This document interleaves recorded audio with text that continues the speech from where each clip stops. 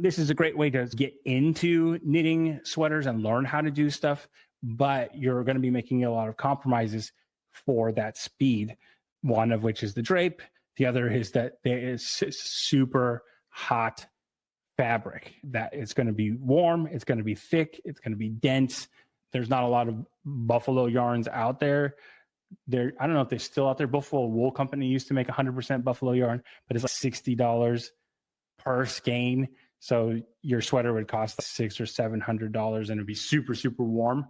But that's also because they don't make that much yarn per year. You can get an idea based off of a 100-gram skein of yarn that has 240 yards per skein, how many skeins you would need at each length.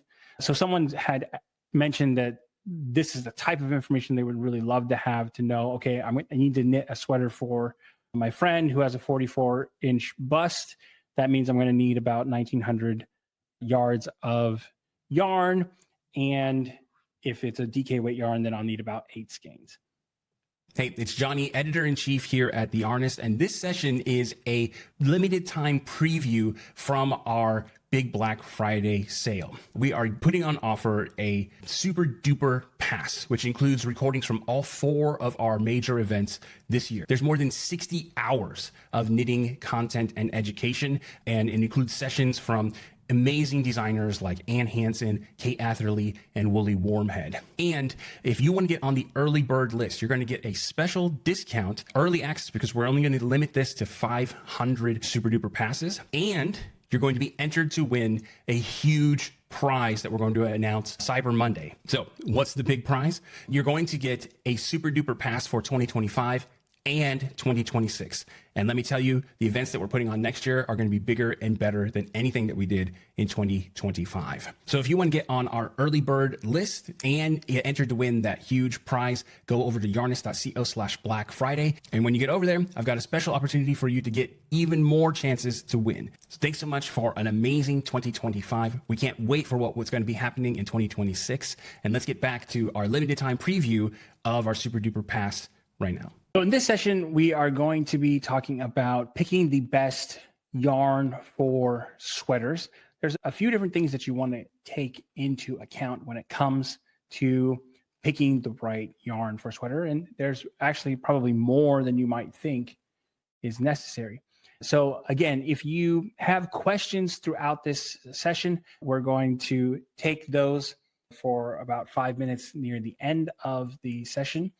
And if you're looking for an agenda for the entire day, you can use the link that's on screen to go to the event page, and that lists all of the sessions for the day. Each of the sessions going forward. Okay, so let's jump into our topic for right now. The best yarn for sweaters. So obviously, you might have a few questions when it comes to picking the best yarn for a sweater. First, what is the yarn weight that is the best? Which yarn fiber type is right for you? And how much yarn should you buy? But if you're wondering what is the best sweater yarn, you're going to need to consider what the weather is like where you're going to be wearing the sweater. Are you sensitive to any types of fiber types? Do you need the finished garment to be washable in a washing machine? And how much is it going to cost? These are all factors that are going to heavily impact what yarn you end up working with or choosing. And of course, how many colors, or do they have colors that you actually want to knit with? And there are tons of sweater options out there. These are just a few of the more well-known yarn companies out there. So with all of these options, how do you know which one is the right one? The truth is that there is only a best yarn for you. And we'll talk right now to help you figure out what that yarn might be. I'm not going to recommend so many specific brands, but I'm going to help you answers these questions in a way that will help you narrow down what would be a good sweater. So first, let's talk about what the yarn weight is. This is the Craft Yarn Council's industry standards for yarn weights. There are 7 different weights of yarn. Some might even include 8. Sometimes they have a 0 weight. So we have superfine, which is a lightweight yarn that's usually used for things like socks and shawls. Fine yarn, which is sometimes called baby weight. You can knit a sweater out of something like this, but it will take absolutely forever. Lightweight, which we would also call something like DK weight. And this is where we start getting into stuff that's more easy to work with, or let's say it's not going to take so long to knit with. The most popular weight of yarn, which is worsted weight, that's considered a medium or a number 4 weight. Then we have bulky, super bulky, and jumbo. And jumbo is basically anything bigger than, or starting at the lowest weight of jumbo and then anything bigger. So the jumbo encompasses a very large gamut of of yarn weights, yarn thicknesses. Now, for most of these, we're really not that concerned with the weights. Jumbo is far too big and thick to make anything usable to wear. You're probably only going to see that used for like very big statement pieces or like a fashion house or something like that. We also are not that interested in the really fine weight yarns. You can make a very nice sweater using yarn like that. You're just not going to want to knit it by hand. There's just far too many stitches to work with. You're going to see sweaters knit using something like a machine for that more often. And while super bulky can be nice, I find that it's just a little bit too thick and heavy for most applications. So we're going to focus primarily on these 3 yarn weights in the middle. Can you knit a sweater with the other yarn weights? Absolutely. It's just not worth your time, in my opinion. So the ones that we want are light, medium, and bulky. So when we're considering these different yarn weights, each has their advantage and disadvantage. We're going to take a look quickly at the drape of the fabric that you get from the yarn, the speed at which you can knit with it, and then how warm is the fabric as a result. So first up, we have the drape of lightweight yarn or DK weight yarn, and this is going to be pretty darn nice. This will be influenced by the fiber that the yarn is made from, because some fibers have better drape than others. But overall, the more stitches that you have in the fabric, the more flexible the fabric, the better the drape. Which, when it comes to speed, though, this is going to take longer because you have so many more stitches per, let's say, inch of knitting versus the other yarn weights. More stitches means that it's slower to knit.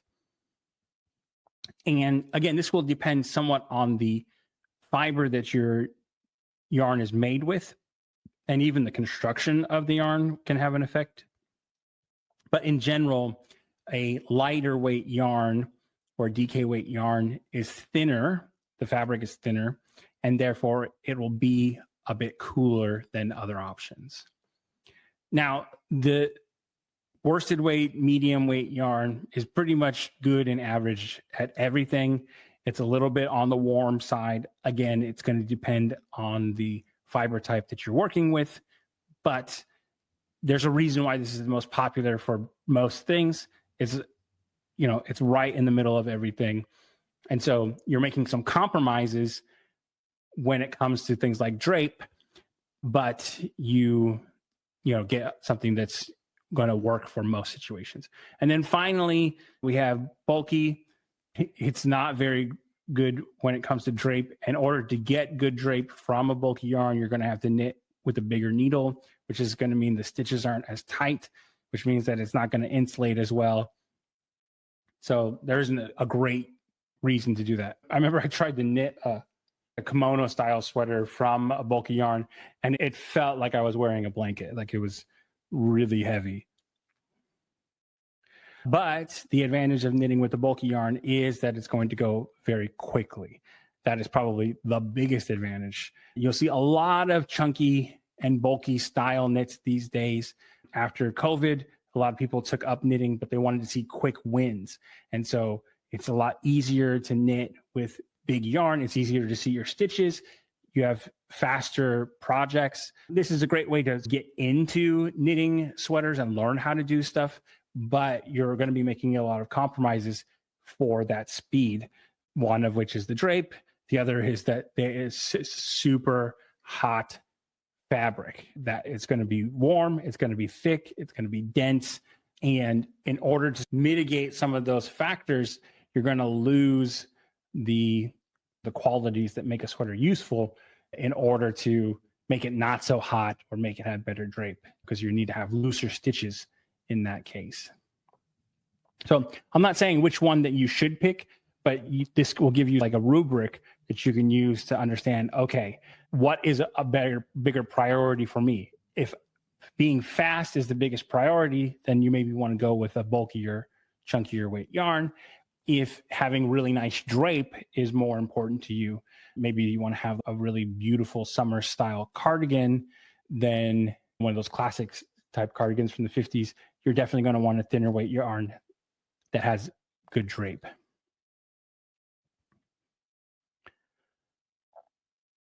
Okay, so let's talk about fiber types. So we have 3 different types of, let's go back. We have 3 different fiber types. We have animal fibers, we have plant fibers, and we have synthetic fibers. Let's jump into our first one, which is animal fibers. And there are lots of different animal fibers out there. We've got wool, obviously, which is the most popular, llama, alpaca. There's 2 different kinds of goat, cashmere and mohair. There's buffalo yarn, there's camel yarn, there's even rabbit yarn, which is the Angora. So there are lots of different options when it comes to knitting sweaters from animal fibers. Most of these, you're not going to see a single yarn by their own. There's not a lot of buffalo yarns out there. I don't know if they're still out there. Buffalo Wool Company used to make 100% buffalo yarn, but it's like $60 per skein. So your sweater would cost $600 or $700 and it'd be super, super warm. But that's also because they don't make that much yarn per year and it's really hard to make. Alpaca is probably the one that you will find most as a 100% yarn, but I don't recommend alpaca for sweaters, 100% alpaca for sweaters, because it's really hot, but mostly it doesn't have a memory to the fiber. So if it stretches, it's done for. It's going to be stuck at that length. And sweaters over time have a tendency to stretch. So you want something that's going to spring back, which means that we're looking primarily at wool. So let's talk a little bit about wool. The pros of wool are that it's really great at regulating temperature. It is, or can be, incredibly soft. That depends heavily on the quality of the wool and the crimp of the wool and stuff like that. If you're knitting with something like a Peruvian wool, that's maybe a little bit lower quality wool, it's not going to be like the softest wool in the world versus like a merino or a rambouillet type wool. The nice thing about wool is there's a huge like gamut of wool options that you can use, and each of them have their own characteristics. Some of them are going to feel a little bit better against the skin. Some of them are not, and that's okay. Some of them might be better as a sweater that's worn over something because it'll be warmer and more durable than a merino yarn. You can always buy a merino yarn in order to scratch that soft edge.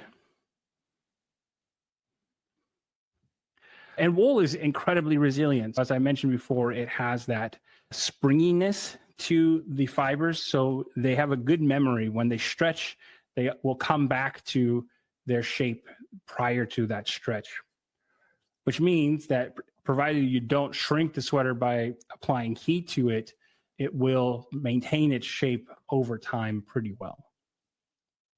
But it is not the perfect fiber. It does have cons. It can be expensive. There are affordable versions of wool, but you're going to be reducing the quality by choosing them. But again, more expensive, softer doesn't necessarily mean that it's better, especially for sweaters. There are less soft wool fibers that are very durable, that are great for sweaters, that look great. If you look at some of the some of the yarns from Brooklyn Tweed, they're using Columbia Targhee blends. They're not the softest yarns, but they make really good sweaters. It can felt. It has scales that like to felt. So if it's wet and it's agitated, it can get caught up. And it also has, it can pill as well.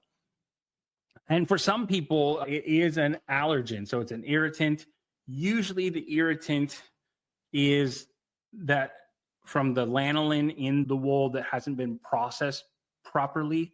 So for some people that are sensitive to wool, a higher quality wool will address that problem, but that's not always the case. It may be that you actually are allergic to animal fibers or something in the animal fiber itself that's not the lanolin, and that means that, you know, it's going to be not the best option for your sweater. So if that's the case, then there are other options that we'll discuss.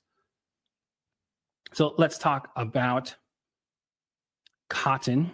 So cotton is the most prominent plant fiber. It's actually one of the, if not the most used textile fiber in the world. Most of your clothes are probably made from cotton or in some part made from cotton. When you're buying a sweater from the store and it's very affordable, it probably is made with cotton or a cotton blend with some synthetic fiber. The great thing about cotton is that it's very breathable. Wool is pretty breathable as well, but wool does a better job of trapping air, whereas cotton does a good job of letting air pass through. So your summertime knits, your, yeah, basically any time that you want to be able to wear something in hot weather, it's probably going to be, you probably want to make it with cotton because it lets that air pass through. It is also extremely absorbent. Again, wool is also absorbent. It can absorb like 30% of its weight in moisture. Cotton is very good at absorbing moisture. It's also very good at dispersing the moisture. So it helps keep you cooler. It's incredibly durable as a fiber. So it's good quality cottons are less likely to pill than some other fibers. And for the most part, it's pretty darn affordable. Unless you're getting into really high end or heavily processed, like mercerized cottons or some like premium long staple cottons, cotton is very affordable. And a lot of it's there's a lot of cotton produced in the States as well. So it's a resource that we have access to. But it does have some big drawbacks. The biggest is that it's not very elastic. So if it stretches, it's going to stay that way. It can be heavy in comparison to other fibers. And as I mentioned, when you stretch it, it's going to lose its shape. If you ever had a kid who's chewed on the collar of their cotton shirt and just kind of warped and it never went back, that's because cotton just doesn't remember its shape and it won't go back. But if you are looking for something that is good for warm weather knitting, then cotton is definitely a great choice. Okay, and finally, we're going to talk about acrylic. There are other synthetic yarns, polyester, rayon. Technically, bamboo is not really a plant fiber. It's made from a plant fiber, but it's really a synthetic yarn. It's made the same way that rayon is made. And there's a few others that I can't think of off the top of my head. But acrylic is by far the most well-known and the most heavily used. It's extremely affordable and it's quite lightweight. It doesn't, in fact, if you've ever held a nice wool yarn next to an acrylic yarn, you're going to get more yardage out of the acrylic yarn per weight just because it's lighter. And while cheap acrylic yarns do have a tendency to pill, the yarn fibers itself are quite strong. If you've ever tried to rip an acrylic yarn with your hands, it's not easy to do. Those fibers are very strong, and they're not very elastic either. So that's why they don't bend. And it looks like I put affordable twice here. That's just a reminder that it's affordable. It's by far the most affordable yarn. So the cheapest yarns that you're going to find out on the market are always going to be the 100% acrylic yarns. The cons of this is that it does not breathe at all. So I'm not a huge fan of knitting with acrylic yarn for the most part, unless it's a blend with something else. It also has a tendency to hold on to moisture. It will absorb it, but it doesn't do as great a job of wicking the moisture away from the body and dispersing it. So you have to make sure that you air it out really good if it gets wet so that it dries completely. And as I mentioned, it does have, because the fiber length of acrylic usually is not very long, it has a tendency to pill quite a bit.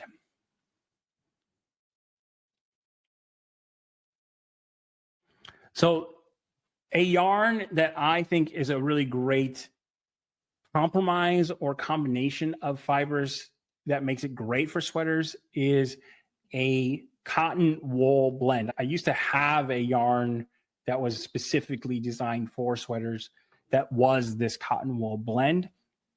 There are some companies that make yarns like this. Sweater by Spud and Chloe, which I think is now Blue Sky Fibers, is one. And then we have Dolly Heather by Knit Picks, which is another cotton wool blend, and Cotton Merino by Drops. These are all relatively easy to find and get a hold of, depending where you're at. If your Drops doesn't sell so much in the United States, they have some distributors and stuff, but you're not going to find it in most stores. The Blue Sky Fibers it's owned by Abrigo now, so it's going to be a little bit more in the higher end stores. And then obviously Knit Picks is only sold online. But these are some good options that I think make a compromise. You get the best of wool, but you also get some of those benefits of the cotton. This is my favorite kind of sweater yarn. It's not the only kind of sweater yarn, obviously. Depending on where you live and what you need from the sweater, you might want 100% wool or a wool alpaca blend or a wool yak blend, or whatever the combination is for you. And here are a few options that are affordable. Hue and Me by Lion Brand. It's a bulky yarn. It's going to go pretty quickly. Each skein, for the most part, is not that expensive. It's 80% wool, 80% acrylic, 20% wool.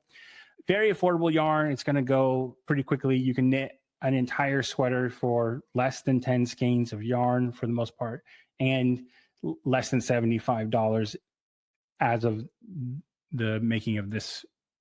It also has a ton of color options, and all of these colors are designed to work well with each other.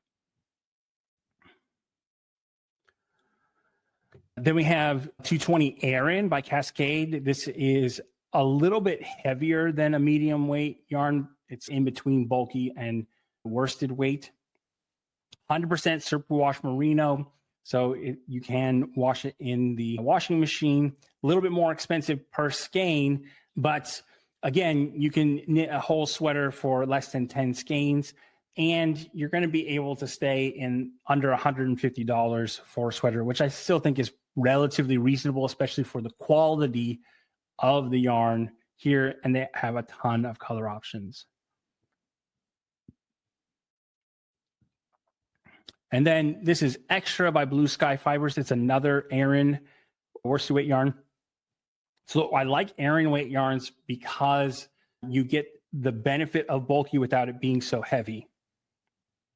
This is a much more expensive luxury style yarn, baby alpaca, fine merino.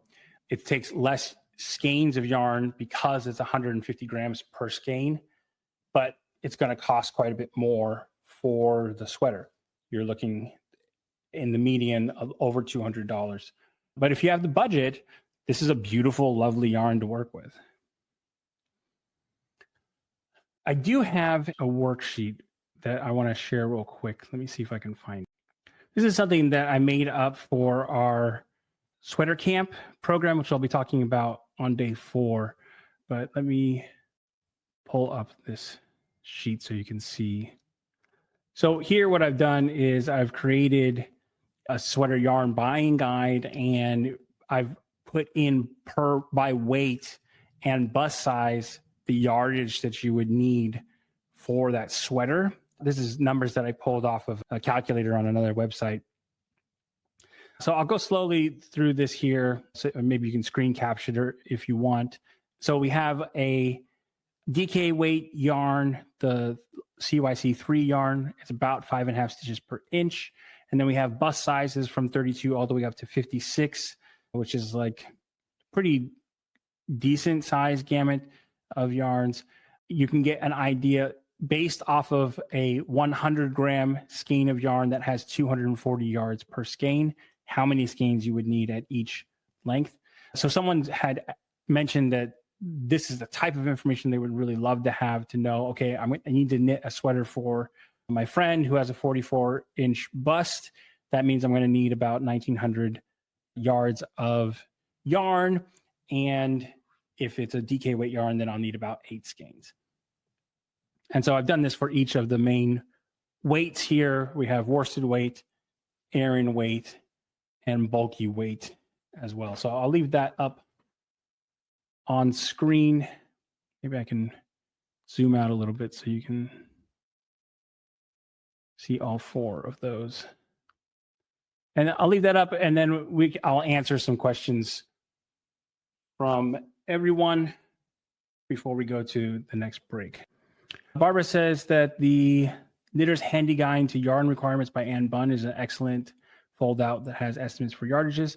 I'm sure that they're pulled from the same place. Let's say, do they make silk yarn? Is it plant or animal? It is an animal yarn because the silk is made from like a protein, but it's not because it doesn't have any of the same properties that other protein-based yarns have. But they do have silk yarns. Most of them are not 100% silk. They are going to be a blend of silk. You wouldn't really want to knit with 100% silk yarn. And a lot of the 100% silk yarns that you will find are going to be either like a ribbon yarn or let's say like a Surrey fabric, they'll take silk fabric and shred it up and make it into yarn, but it's not really yarn.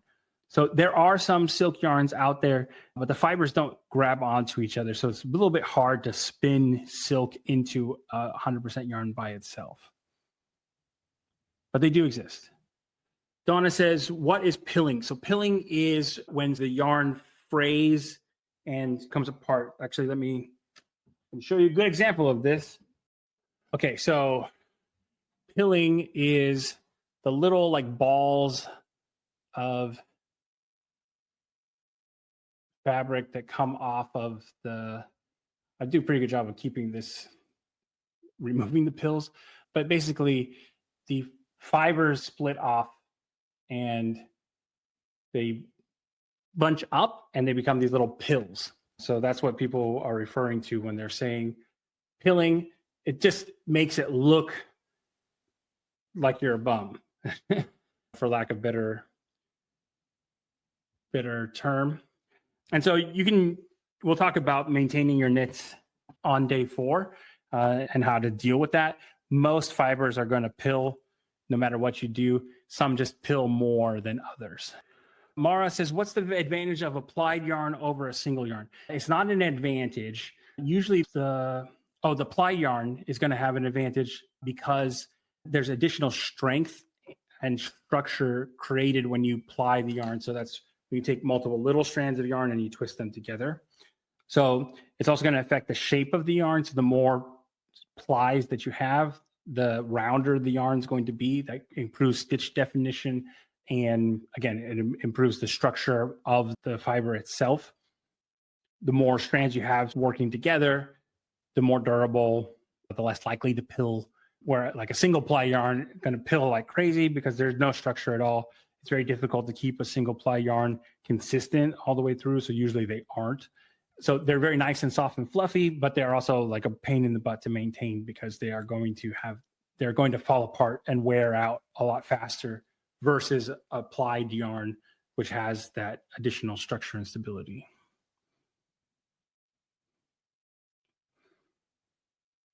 What about a blend of linen? Yeah, sure, if you can find it. Usually linen yarns are a little bit higher end.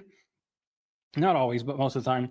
You probably wouldn't want to knit from 100% linen yarn just because linen is a little bit stiff to work with and it doesn't ply itself very well when it's all by itself.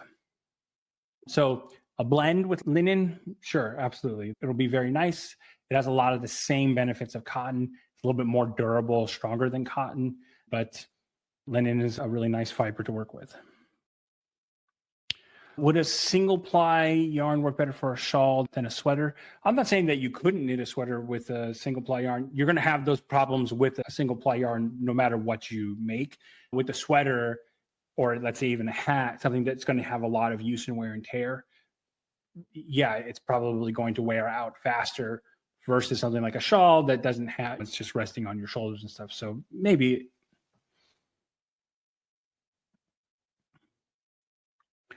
Corbett says, what's the difference between an Aran and a worsted weight yarn? It's just the thickness of the yarn. So Aran comes a little bit more from like the British tradition of knitting. So it's a little bit in the middle of chunky, bulky yarn and worsted weight yarn. That's the main difference. It's just slightly thicker yarn than worsted weight, but it's not as thick as bulky. Judy, yes, linen does get softer as you work with it, but it's not as soft when you begin working with it, which is what I was saying. Jenny asks, should I do something with the linen to make it easier to work with? You could, winding it's going to help stretch it and like work with it. I would even pull it out into, basically what you want to do is you want to like work those fibers, and that's what helps soften up those strands over time. So it's not going to be that fun to knit with to begin with, but really the process of knitting is what helps make that happen. You can mimic that by agitating it, but I'm not sure that it's worth the extra effort versus just struggling through and knitting it. Crystal says, if a pattern says Aran, can I use worsted? That's really dependent upon the gauge. So if you can match gauge with an Aran yarn, then, or if you can match an Aran yarn with match the gauge of the Aran yarn with the worsted yarn by making the needle size go up or knitting a little bit looser, then sure.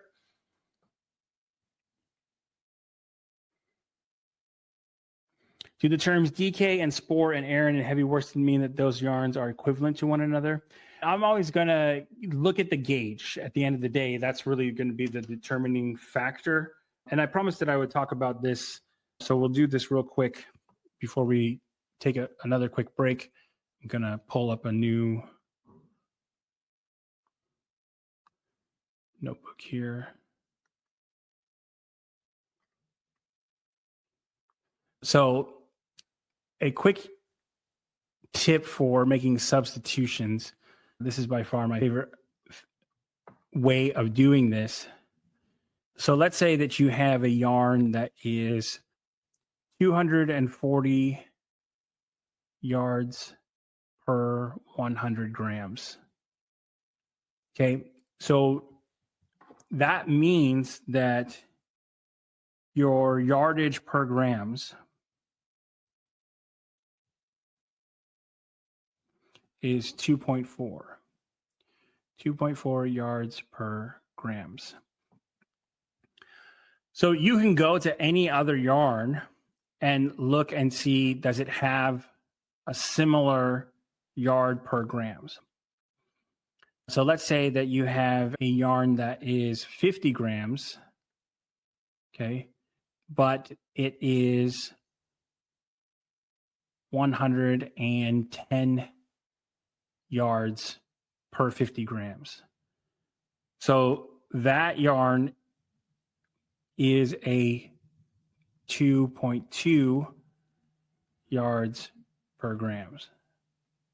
Okay, so that's pretty close, you could probably get away with using this yarn as a substitute for this yarn, but it's not exact. You would want something that's very close. So if this was instead of 110 yards, let's say that it was 118. 118 divided by 50, that's going to give you, whoops. That's going to give you 2.36. And that's going to be a very close substitution from one yarn to the other. It doesn't matter what the yarn is. It doesn't matter what the fiber type is. It doesn't matter what the construction is. If you have a yards per gram that's similar across these, you're going to be able to substitute relatively easily. Now, there are going to be differences based off of the construction. There are going to be differences based off the fiber. 100% yarn, wool yarn versus 100% cotton yarn is going to knit up slightly differently, but this is going to get you much closer in the ballpark of a substitution than any other technique that I've found. There is a good website called Yarn Sub, but it doesn't do this. It's going to look for the closest fiber type and weight match. You're going to get this most similar thing, but if you're looking for a yarn that's a completely different fiber type, it's not really going to give you that. So that's a quick trick that I use to make my yarn substitutions when I'm in the store. I can basically just look and see, okay, are these numbers close to each other here? And then I know that I'm going to get a good substitution.